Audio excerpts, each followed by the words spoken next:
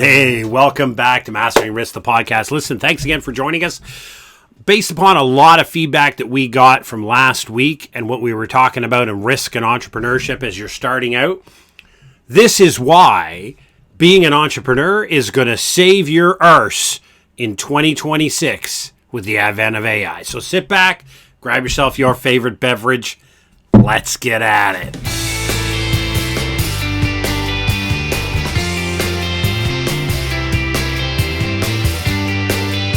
All right, welcome back. Thanks again for all the feedback, positive, negative, and everything indifferent that comes in. We appreciate it. You reach out, leave a review, whatever you want on all of our social medias. We love hearing it. Comments, good, bad, or ugly. That's how we get better. That's how we realize what's resonating with people out there. And that's what we realize how helpful we are. Because in the end, you can get entertainment anywhere on the internet. This is education, right? We try to be a bit funny. We try to be happy. But we are here to talk about risk, entrepreneurship, small, medium business, and the world of preparedness. And how does that fit into your life? And so last week we talked a lot about talking about risk, talking about how entrepreneurs can view risk, how we need to decomplicate it. It's a pretty simple idea to construct within the world of entrepreneurship and within a small and medium business. You know, we're talking about all of you out there that have a dream, whether it be an Etsy store selling doilies or whether you're doing janitorial services for high-rise offices at 3 o'clock in the morning, whatever your vision or dream might be. We're talking to those people who are making less than $1 million or just over $1 million. You got 0 to 10 employees. And all you're trying to do is create some type of steady, regular income that you can count on in this world of disruption.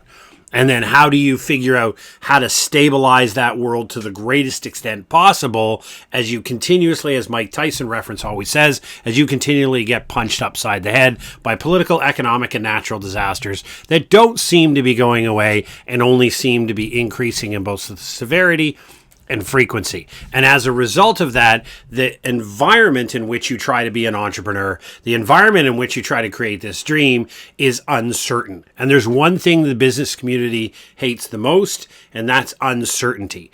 Whether or not they agree with a set of business rules that a corporation, a dominant corporation, or a government will put into play, business loves certainty. They love a set of rules that are predictable, they're expected, and you can figure out how you and your little enterprise navigates those rules because you have a reasonable belief that those in charge of the rules are going to leave them where they are.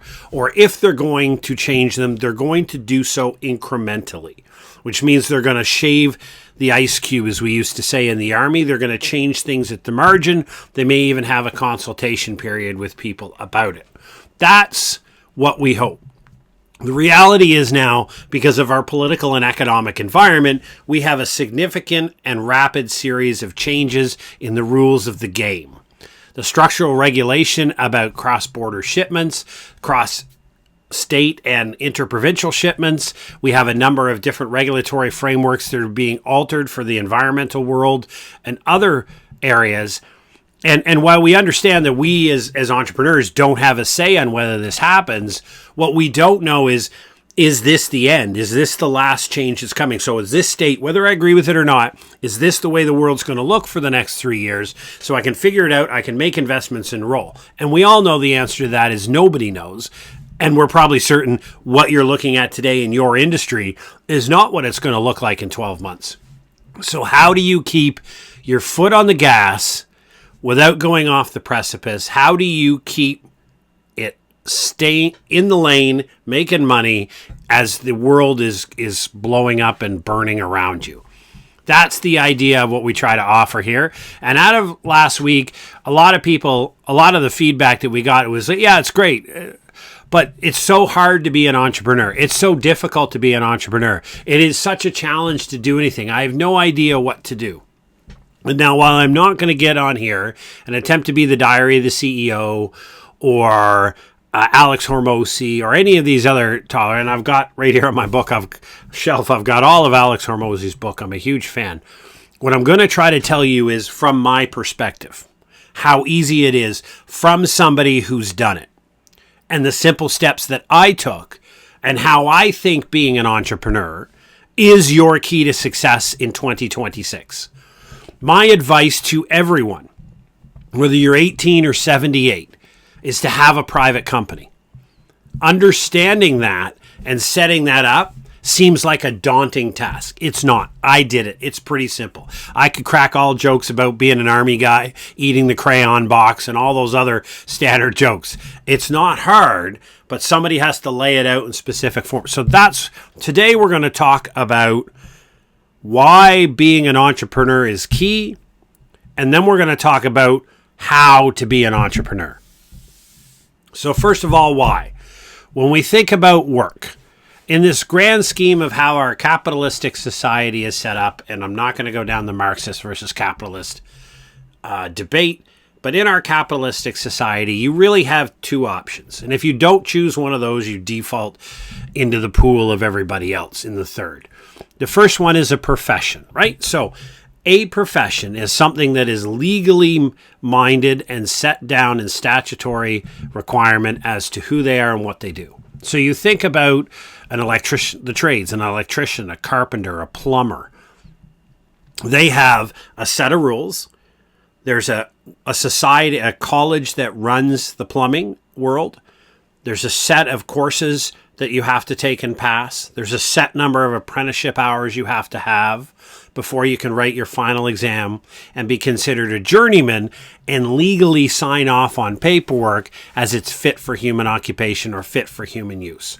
Professions have very stiffly regulated entrance requirements, training requirements, and then ongoing requirements to stay a member of the profession. It's the same as an engineer, a doctor, a lawyer, as I said, a plumber, a registered massage therapist. They're all professions. You can't debate about how to become one. The profession sets it and you follow the roadmap they lay out and you do what they say and you follow their rules to become that profession, and then you have to keep following the rules to stay in that profession. That's option one. Option number two over here, your other option is to be an entrepreneur, which you, as a business, you're going to create a business. You're going to identify a problem that society has. You're going to find a solution, and you're going to persuade somebody to part with their money for that solution. That's an entrepreneur. But by doing so, you accept 100% of the responsibility, which means 100% of the risk is yours. Success or failure will be your fault. And there may be some significant periods of time where you earn no money, and then times where you earn a great deal of money. So you really have those two choices. That's it as a human being. If you don't do one of those, then you fall into the grand bucket of the majority of the population that simply trade their time and skills for money. Call them salary workers. Now, they could be salary or hourly, and they come in 750,000 different jobs that you see posted everywhere. But it is somebody that says, I make so much per hour to do what my boss says according to my job description. Or I'm going to do it, and it's going to be for this much money per month and this many hours. And then your work in terms and conditions. So if you don't join a profession, and if you don't become an entrepreneur, and you want to work and earn an income, you fall into the big middle. The reason this is important to understand is AI is coming for the middle. AI is going, and I have about 3 podcast episodes up there, and we're going to continue on this because I think AI is brilliant. We use it in our business here, Preparedness Labs Incorporated. I think it's brilliant. I use it in my role as a university professor. But there are some ethical limitations to it. But AI is going to be used in the professions to enhance the ability to execute it. But to change whether AI can do that profession means you have to go back and change the legislation in provincial and federal governments or state and national governments, which takes an exceptional long period of time. So while there may be threats to a profession and some shaving of the ice cube, the vast majority of the work that will be affected by AI has a time lag on it because of the legislative and regulatory frameworks that surround professions. It's kind of like a little stopgap. It slows it down a bit, tap the brakes, if you will. It won't stop it, but it'll slow it down to some degree. Plus, humans have to agree to vote in the House of, to vote in the provincial or state legislature to say that we want to allow robots to perform surgery on humans without humans controlling it. That is something that'll actually require legislative change in state or provincial legislatures. That may take a really long time to happen, which means there will be limitations. So while some AI effect will happen on the profession, that entrepreneur, wide open field, right? Depending on what you do, you're not bound by rules. You can use AI as much as you want. And really what's going to be the effect in the entrepreneurial world of AI is your perspective. How much does the customer accept computer-generated product? If it meets the standard, does the customer care? And I have a lot of friends who are artists, really smart, brilliant human beings, and they're wondering the question, if a piece of AI-generated art is so similar to human-generated art that it's very difficult to tell, are you as a human consumer going to search out and find the verified human-created art? If so, artists live. If not, artists go away. And artists aren't sure. It's the same. I'm an author. There's a couple of my books over my shoulder here that I've written. I've got another book or another couple of books in the queue to write. But part of myself as an author is wondering, do you as a customer, I mean, I have to persuade you that I'm a good author. But do you care that the book you're reading by the fire was written by AI, or do you want one written by human intelligence?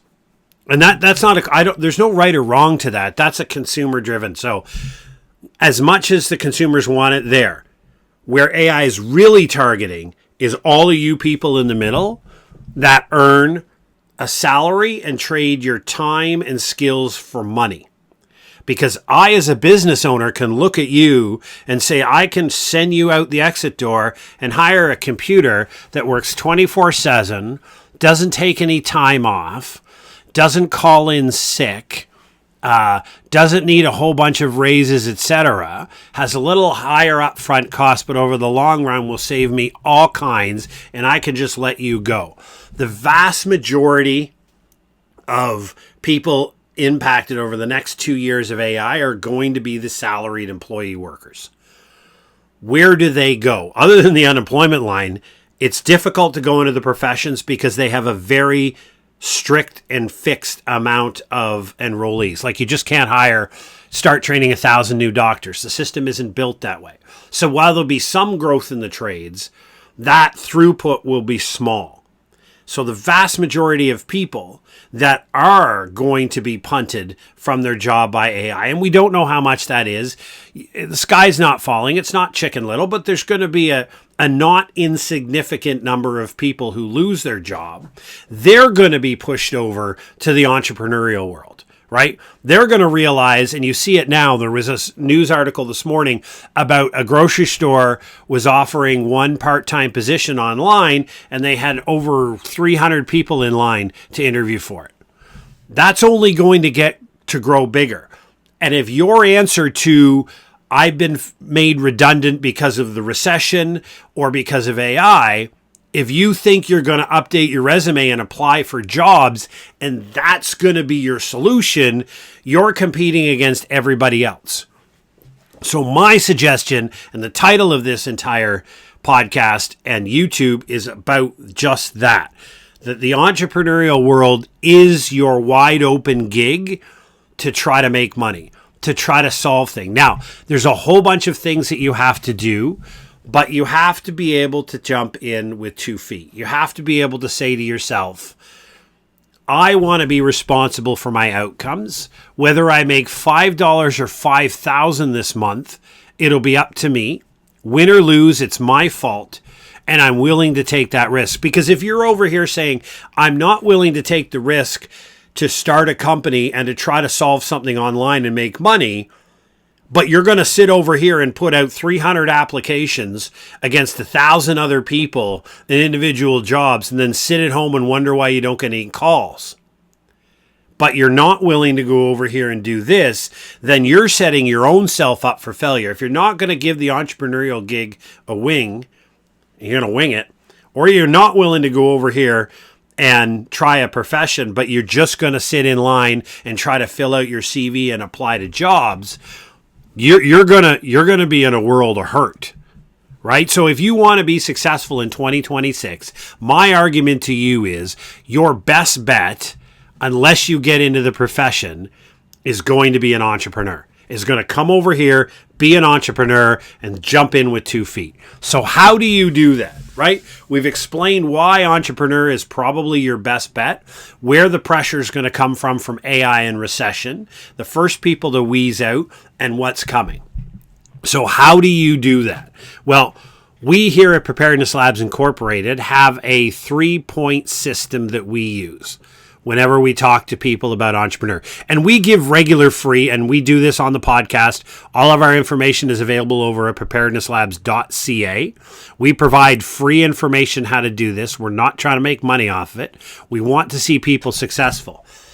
I don't have the magic solution, but what I have is what worked for me and a number of my friends, in a general sense, what we did to become successful. Now, when I mean successful, is I sold a book off my Shopify store. I got excited and I made $10. That may be the only piece of revenue that comes in for the next 6 days. And then I may sell something worth $8,000. This is the point of entrepreneurial, is it's all over the map. Steady is not, certainty is not present, but this is the nature of it. You have to be willing to do that. So this information that we offer is free. It is an example of what we have done, a small group of entrepreneurs, and all of us are sub 6 figures. And I say that because everybody is on the internet talking about how to get to 7 figures, how to get to 8 figures. Look at me, I started and closed out and sold 5, 8 figures. Oh, great. What about the vast majority of us are sitting here trying to make it to $75,000 a year, right? The vast majority of small and medium businesses in North America are making below $1 million. 95% of them actually. And below that, 40% are below 6 figures. So I'm really talking at the startup to people who are below that 40%, or in that 40%, who are below 6 figures. You're making $27,000, $56,000, $81,000, $14,000 a year, and you're trying to get this off the ground. And this is what you're trying to do. So the first part is, you got to accept that the idea you initially think will work may not. You may do an iteration of 7 or 8 or 9 different things before you find something. Some of those may even go bankrupt beforehand. So what we're going to do here is, the first thing you're going to do is, this is different than everybody else's advice, is pick a name. Pick a name. Welcome to the 21st century, where you're going to need a name. What do you want to call your business? Now, mine is called Preparedness Labs Incorporated. The original name I wanted was Petrichor. Petrichor is the smell. If you look over my shoulder with the canoe symbol and you see the tattoo that's on my arm, it's my passion, being in the outdoors. Petrichor is the scientific name for that smell in the forest after a rain. It is unmistakably not confused with anything else. It is brilliant, and it was me. Doesn't matter what I would do in my business, but I wanted my business to be called Petrichor. Wasn't available, right? And this is back before all the .whatever you want existed. The .ca for Canadians and .com, that name was taken. So find a name, whether it's Jeff Industries, Dr. D Industries, whether it be Simplicity Inc. My company's name is Preparedness Labs Incorporated. The first 2 iterations of the business was all about individual preparedness plans for humans. We've now morphed into the small and medium business world, talking about preparedness, but more about risk and resilience. I don't change the company name, the company's name. So what you want is a company name that has a corresponding web address that you want that's available, right? And you want to make sure that the company name is not in use in your country. So here in Canada, I always recommend incorporating your country or incorporating your company federally, right? And you can do that online. And we've got a step-by-step tutorial that's going to be published later in the month of October. It's going to go line by line how to do this, but this is in general. There's something called a nuance name search. So registering in the province of Ontario, where I live, and federally is a $200 charge. It's a one-time charge. Never again do you have to pay an annual fee. Sorry, there's a $13 charge for the name. What that name search is it verifies that nowhere else federally is somebody using a name that's exact to that or close to that could cause legal confusion.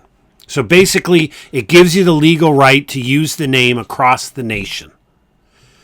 So come up with a name, Jeff Industries or Jeff Group or whatever you want. This is your holding company.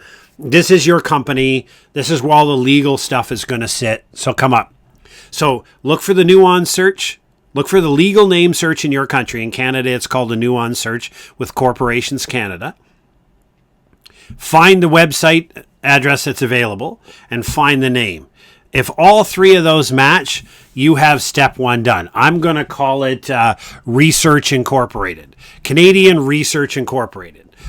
Careful that you look at the acronym because sometimes, having SHIT is an acronym, but the words are really cool. You got to be careful. But once you figure out that you can legally have the name, you can have a website address at .ca or .com or .nov or whatever the heck you want to use, and that you're ready to go and you have that registered, then you register it. Then you go in and you pay that nuance fee, you do the search, you register the company.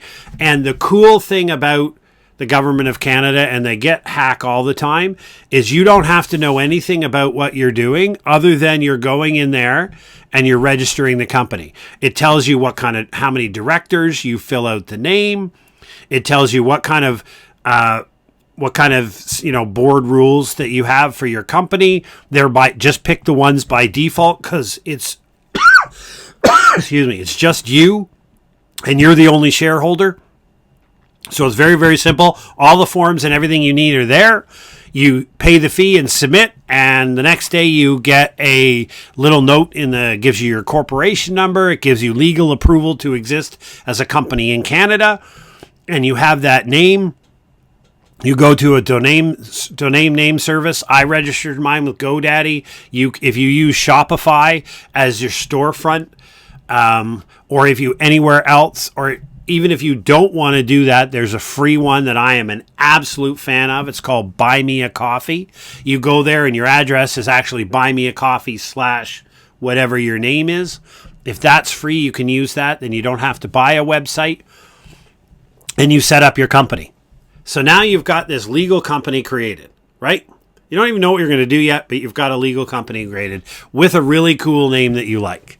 Okay? And it has a legal address. Now, you can use your home address. If you don't want to use your home address, there are lots of services available to where there's a legal address to where documents can be served. A lot of them in Canada will charge you $20, $25, $30 a month simply to be a mailbox for your company. Now, if you actually get mail, they'll charge you like $5 to forward them each piece of mail. But just to be the legal address, it's $25 a month. You can choose your home. Just know that if you choose your home as your address, your legal address for your company is public-facing information, as are the directors. You can't hide that. So the legal address of your company cannot be hidden from the public. So if you don't want your home address associated with your company, you have to pay to have it registered somewhere else. But let's just say you do and you're not worried about crazy people coming to find you in the middle of the night, and you register it at home. You now have your company. Okay? Brilliant. Now you need a bank account. I'm a big fan of the Toronto Dominion Bank. They've helped me out many times. I think they're great. And major banks have this. Credit unions have this. I pay $5 a month in bank fees. $60 a year to have a bank account. You give them all of your incorporation documents. You sign all those pages of stuff that nobody ever reads. And basically, you have a bank account in the name of the company. This is where you put in your seed money, your founding money. You don't have to put much in. I founded my company with $300. A couple of buddy of mine's put $10,000 or $15,000 in there. One buddy of mine put like $7 or something. It doesn't matter. You just got to cover the fees that come in, right? So I put $300 into my bank account of my own money. My paperwork has 100 shares, which means my company is now valued at $3 a share. It's really cool. So I had the name. I had the legal authority to exist. I had the website, preparednesslabs.ca. I had a bank account, Preparedness Labs Incorporated, at the Toronto, all good to go, right? So now I have the legal framework. I then used Buy Me a Coffee, and I'm going to bring back to these guys because I think they're brilliant because it doesn't cost you any money.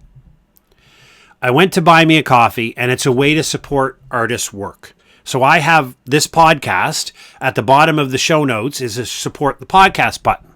You can press on that. It'll take you to my Buy Me a Coffee site where you can spend $5, $10, $50 and buy me coffee. I love coffee. I love black coffee. It's my favorite thing to drink.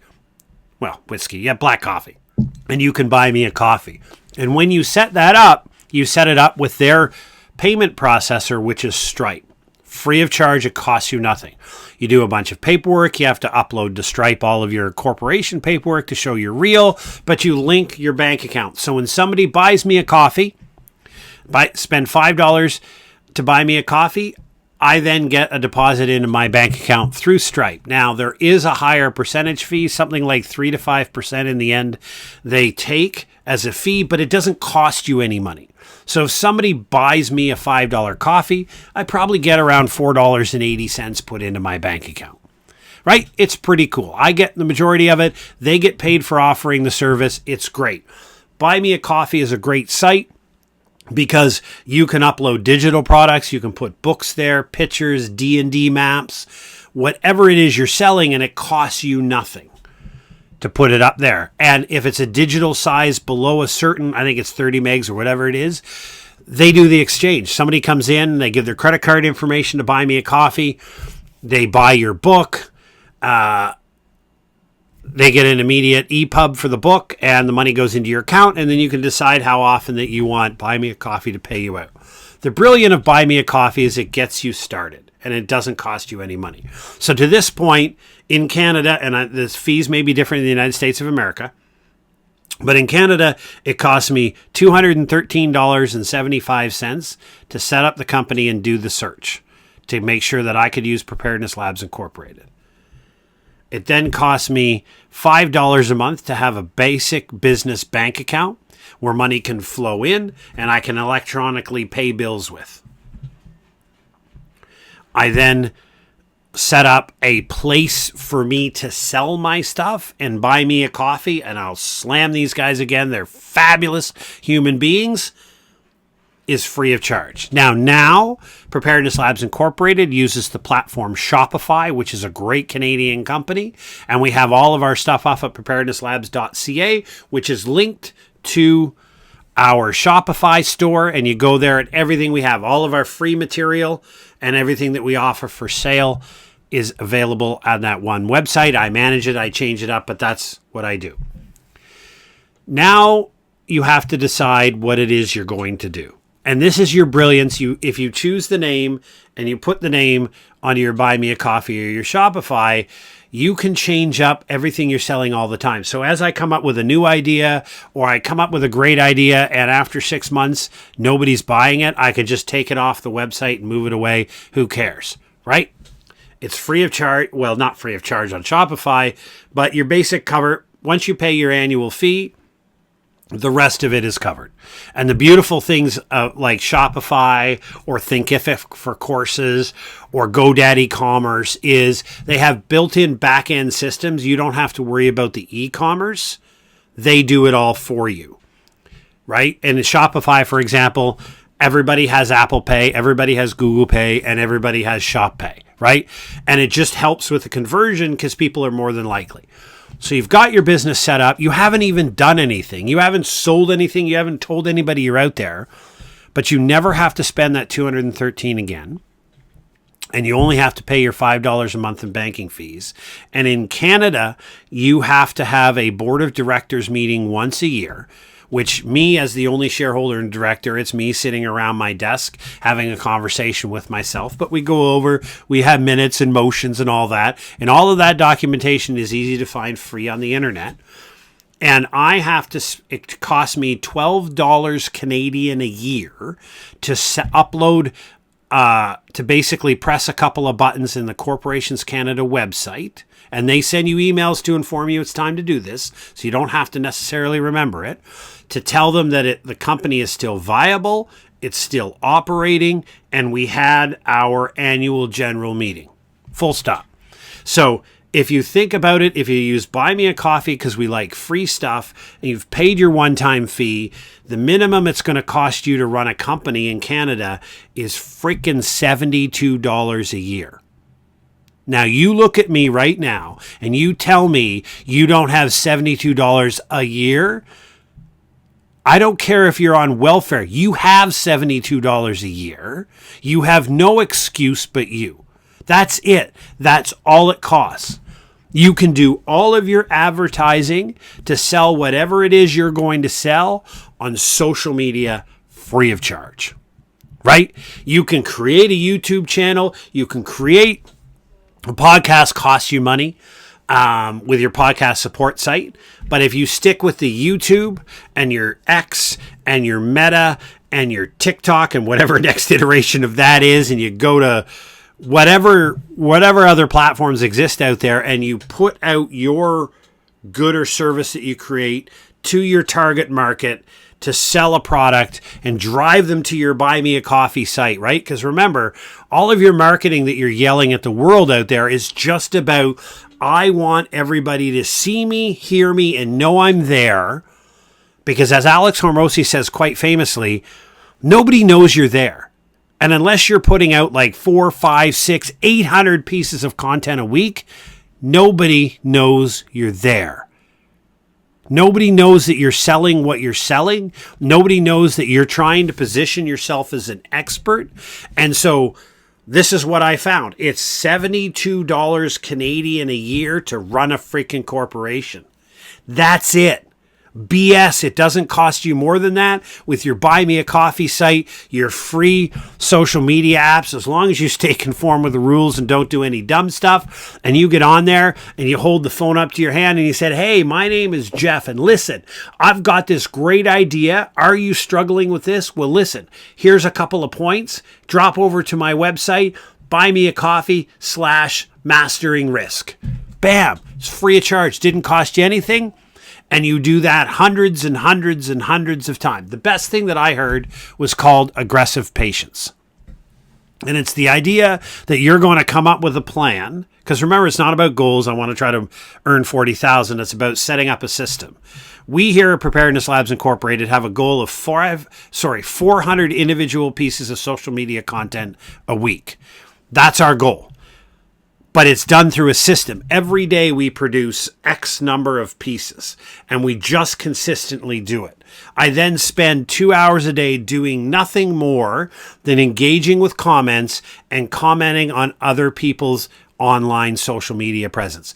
It doesn't cost me anything, and I can do it after hours. If I had a 9-to-5 job somewhere else, it's that old joke, what are you doing with your 5 to 9, right? Probably hanging out with your family if you're a good human. So you're 9 to 12 or you're 9 to 1 a.m. You're sitting down and you're crashing out these pieces of social media free of charge. You're commenting on everybody's free of charge. You're doing all of these things to get the world to know that you exist, to come over to your free website or your Shopify to buy the thing that you're selling. So that's the idea behind entrepreneurial, right? It's cheap and almost nominal in size for you to have a company. Now you got to figure out what it is you're going to solve. And again, we've got an episode coming up on the podcast. It's going to go into some finite detail of every single step of how to do this or how we did it. So that's the best advice we can do, is tell you what worked for us and tell you what didn't work for us, and suggest you probably shouldn't do that, but you probably should do this. That's the best advice we can give, is talk about our successful experience and talk about the times that we fell flat on our face and lost money. And that's how you learn, by looking at what other people did, not simply listening to some Yahoo going off and telling you, here are the top 5 things that you do to hit 7 figures. You know, this is what I love about YouTube. There are hundreds of channels out there that are on the game of, here's to get to 1,000 subscribers in, 2 weeks or 30 days. Follow this 7. BS. Load of crap. How about you just follow what I did? And I'm all the way up at 238 subscribers from 125 2 months ago. I'm getting near 100% growth in 2 months, and I think that's brilliant. That's actually exceeding my expectations, right? So you got to figure it out. In basic entrepreneurial language, it's really this simple. You have to find a problem that people have. A pain that people are suffering that they want to go away. You then have to develop a way for that pain to go away. You have to come up with a solution. The top part of it is, you have to come up with a solution that it requires the least amount of effort on their part and the least amount of time on their part. If you can connect those 3, then whatever the price is at the bottom is really inconsequential, and people are not going to argue with you. Believe it or not, it is that simple. It's the value you create in that triangle. The price is what it is, and people will buy it. So what is the pain that people are having right now that they are truly desperately wanting to solve, and nobody else is doing it? How are you going to solve that problem? What solution are you going to create? And at the top of the triangle, very simply, you're going to have to do it in a way that requires the least amount of time for them and the least amount of effort for them. So if you're going to tell something like weight loss is a great, like say, I'm 55, I was 360 pounds, I'm now 180. This is how you do it. And you're going to have to go to the gym 3 hours a day for 8 weeks. Nobody's buying your workout plan because nobody wants to go to the gym for 3 hours a day for 8 weeks. That's why the person who sells, take this pill and walk for 30 minutes a day and you'll drop the weight, that's why that one sells. Right? Because people want the solution. They got the pain. You recognized it. They love your solution. And hey, I don't have to do jack you know what to do it. I just have to walk 30 days, take this pill, or this guy over here who's selling a similar solution, but that requires me in the gym 3 hours a day for 8 weeks. But he's buying the pill and going for a 30-minute walk 99 times out of 100, right? If you understand that triangle, it doesn't matter what pain you're solving. Now, there's a bunch of steps in there. We're going to talk about it in more detail in a later episode. I just want to come back as we close to what we started on. AI is coming at different pace for these different 3 groups of employees or humans earning income. If you're in the big pool at the bottom, that is somebody who trades their time and skills for money in a salary, whether it's a permanent one or not, or an hourly position, you are going to have the greatest impact. Again, the sky's not falling, Chicken Little's not happening, but you are the group that's going to be affected the most. It's very difficult to push you into the professions because they have limited and very stringent access requirements. So, entrepreneurial world is your best way to come up with a way to be more independent and earn more income, or you sit over here with everybody else who's applying, 300 people applying for the one job that's open, and then you wonder why after 200 job applications, you don't get a call back. If you're going to choose to be an entrepreneur, if you're going to jump in with 2 feet, there's some very simple things that you need to do. One, you need to incorporate, I'm not a lawyer, but dear God, stay out of the sole proprietorship and stay away from just working and putting it in your personal income. That's just my advice, whatever. That's a nightmare for me. I never even want to do that. So we went over how to pick a name, to have a system so that you get the website address, you get the legal authority to use that name, and that you formally incorporate it to protect you and your ideas that are within the company from people stealing them, etc. You create that. I talked about how to do that in Canada with Corporations Canada and register it in your province. Some provinces have fees. Ontario doesn't. It's $200 plus the name search. Open a simple basic bank account and then start with something like Buy Me a Coffee that is absolutely free to use. And then they take a bit of your revenue off to pay, and then you hook it up with Stripe so you have a way. Then you use free social media. You create profiles on social media and you just start barraging it. 400-500 different pieces a week across all the different platforms. And you do that for months and tell people that you exist. Because it doesn't matter how smart you are, and you are brilliant. Nobody knows you exist unless you're putting out hundreds and hundreds of pieces of content a week. They don't know you exist. Get out there, get people to know. Pick your niche, become an expert, all that stuff, but set that up and set that system up. And you're probably going to trial a whole bunch of different ideas and a whole bunch of different products. That's why we say in the beginning, counter to a bunch of advice, pick the name you want to live with because it's your legal name. It's your legal structure.